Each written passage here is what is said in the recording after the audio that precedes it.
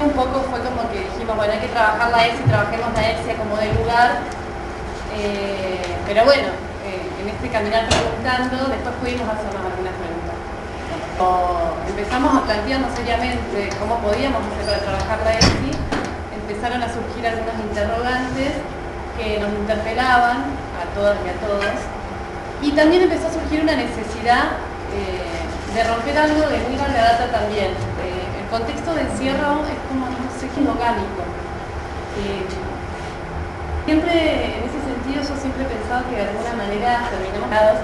Entonces, no se realizan muchas relaciones con otras organizaciones o instituciones.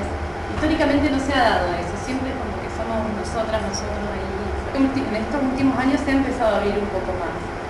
Y con respecto a este trabajo que queríamos hacer de la ESI, nos surgió la necesidad también de buscar una mirada externa, ¿no? Afuera. La primera experiencia con respecto a eso fue una intervención que realizó la colectiva La Revuelta en nuestra escuela, a raíz de muy duro institucional que tuvimos, en el que la policía y los medios blancos, el cuerpo de las mujeres que trabajan en contextos de educación de libertad, haciendo hincapié en la vestimenta, en si el guardapolvo sí, si el guardapolvo no.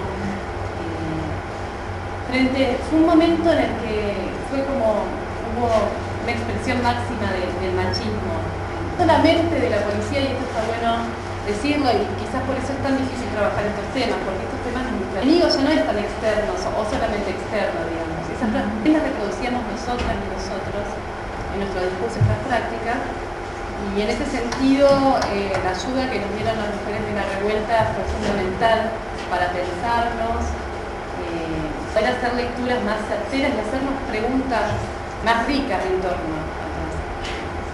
Y la segunda intervención con respecto a se dio con la Dirección de Masculinidades, no sé si la conocen, nueva, de la Subsecretaría de Mujeres. Este año empezó a funcionar una Dirección de Masculinidades. Deberían ser juzgados, ¿no? Los varones tienen que estar involucrados en esta tarea. Y para que estén involucrados necesitamos herramientas que vengan de instituciones que están trabajando, que están abriendo el debate en torno a las masculinidades.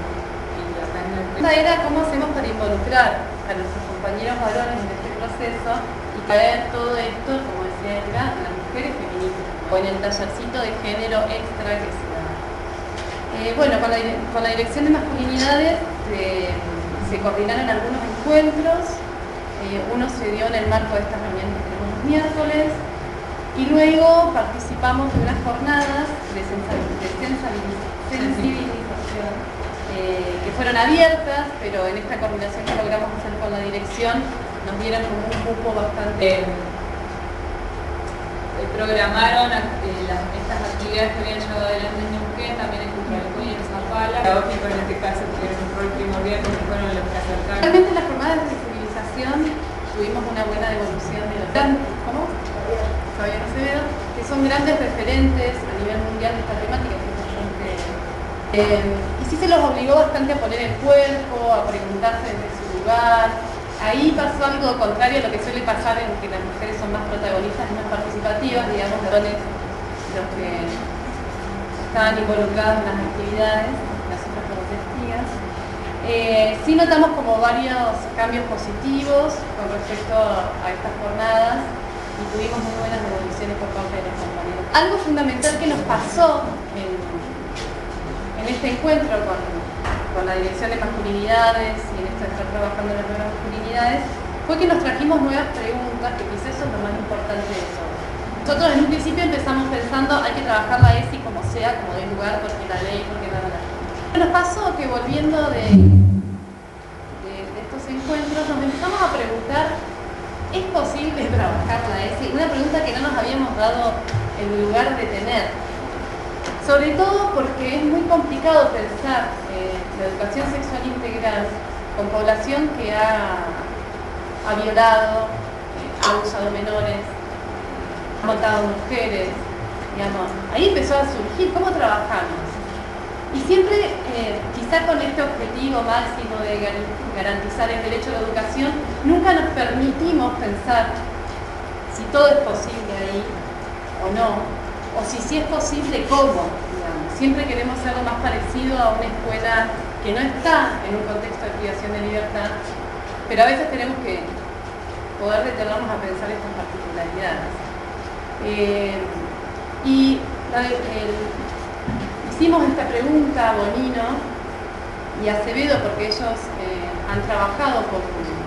La respuesta fue bastante movilizante porque lo que nos dijeron fue siempre nos damos lugar, como ¿qué les pasa a ustedes con tener que trabajar con esa población? Es que nos volvimos con esa pregunta, en eso estamos, digamos, pero es muy interesante ver cómo a veces las articulaciones con otros órganos, una mirada externa te puede ayudar a plantearte las preguntas en un sentido un poco más fértil que las preguntas equivocadas que a veces es pensar trabajar la ESI con personas detenidas por femicidio, delitos sexuales. Reducimos los estereotipos de género. Por ejemplo, en un momento en la revuelta tuvimos oportunidad de pensar qué nos pasaba a las mujeres poniendo el cuerpo en cárceles de hombres, digamos.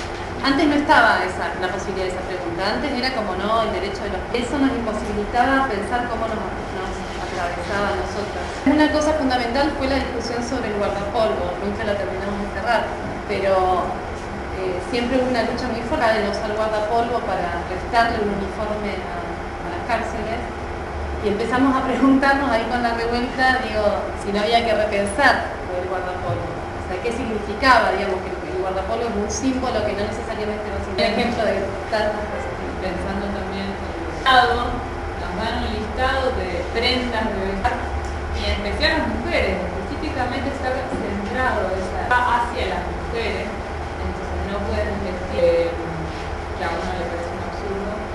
Pero a la vez nosotros también tenemos que empezar a preguntar esas cuestiones a las relaciones pedagógicas, ¿no? ¿Cómo afecta, por ejemplo, la presencia de un cuerpo masculino en la cárcel de las chicas? ¿Cómo afecta un cuerpo de mujer en una cárcel de varones? Porque digo, podemos ir con los objetivos muy claros, pero lo cierto es que sí afecta, sí pasa algo ahí. Porque también la pregunta que nos hacemos es qué sucede cuando los cuerpos de las docentes, los docentes son los únicos que son los únicos cuerpos donde se puede depositar un deseo, digamos, es intocable, digamos. Y el resto son policías, y bueno, y los civiles. Vamos a contar también por ahí cortito que este año se ha hecho un taller de género en la unidad 16, que es la única como por ahora buenos resultados, pero sí es como, siempre nos volvemos con muchos interrogantes, digamos. En ese sentido, las chicas siempre nos han marcado el camino, los tiempos, edades, que una vez con Yamila, que es la compañera que nos está acá, con la que llevamos adelante el taller, ver casi con una preocupación primordial de las chicas, porque todas están en parejas muy violentos, o han vuelto a estar con hombres a punto casi de matarlas, digamos, y siguen con eso. Pero luego se fue como reconfigurando el taller con otros objetivos que ellas mismas nos fueron marcando. Ahora estamos trabajando más bien en pos de poder empoderarnos a la fecha y trabajar en cierre. De las posibilidades acá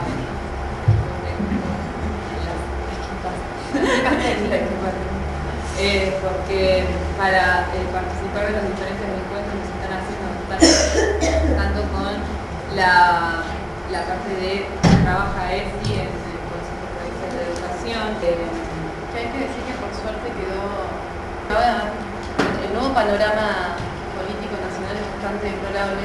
Estamos encontrando ahí algunas cuestiones de resistencia. En Formosa hay una experiencia muy pequeña. Eso es algo también muy propio del contexto, que vamos haciendo camino andando nomás. Así que esto es un camino que estamos haciendo así, andando nomás, porque realmente tenemos una buena conexión, digamos, con la modalidad de educación y contextualización de relación, y de hecho no existe la otra cosa. Bueno, sí, incluso en el aula, era radiador. Sí. Solo se trabaja en otro nombre. Claro.